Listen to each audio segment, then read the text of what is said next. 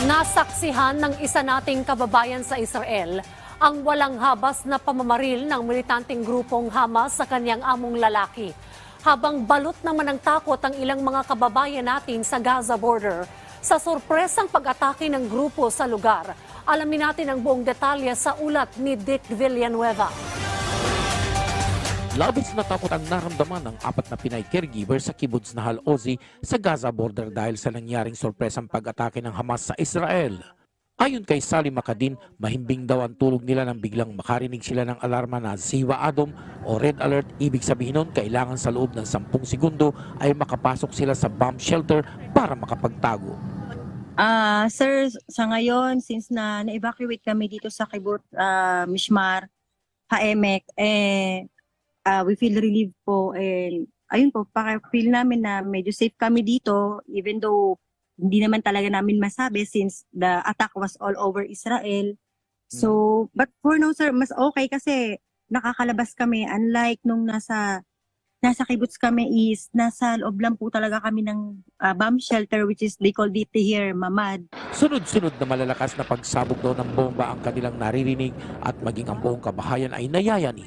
Habang sakay daw sila ng military truck, nadaraanan daw nila ang nasusunog na cow farm sa kibbutz Nahal Ozi. Ang unang evacuation center daw ay isang maliit na military camp, pansamantala silang nakapagpahinga at nakakain habang hinihintay ang ilang pang mga evacuees. Si Marisa Binting na isa ring caregiver ay kitang-kita rin ng kanyang dalawang mata kung papaano pagbabarilin ng mga terorista ang kanyang among lalaki. Dahil sa sobrang takot, agad daw siyang pumasok sa loob ng bomb shelter kasama ang kanyang among babae. Alauna ng hapon na may kumatok sa bomb shelter na Israeli Defense Force, subalit hindi daw niya ito binuksan at pinatay niya ang ilaw. Doon na rin daw sila umiihi dahil walang toilet sa loob.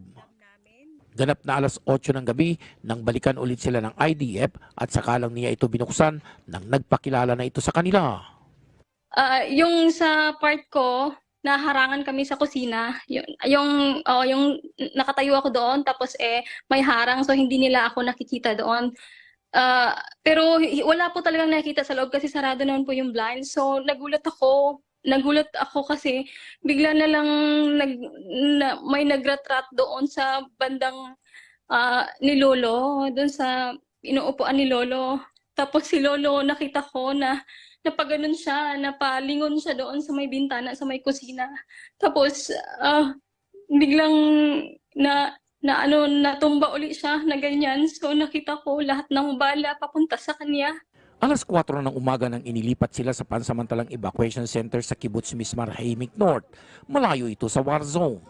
Doon daw ay malaya silang nakakalabas at may nakakausap na rin silang mga kababayang Pinoy doon.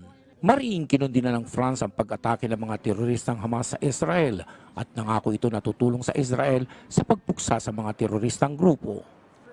May mahigit 250,000 ang populasyon ng Jews sa France, kung kaya't naka-alerto din ito dahil marami ring pagkakataon na may naganap na pag-atake sa Jewish community sa bansa. Nanawagan naman sina Marisa, Sally, Rachel at Robilin sa kanilang mga pamilya sa Pilipinas na huwag mag-alala sa kanila dahil nasa mabuti na silang kalagayan. Mula sa kibbutz Mishmar Haemek North, Israel, Dick Villanueva para sa Bayan.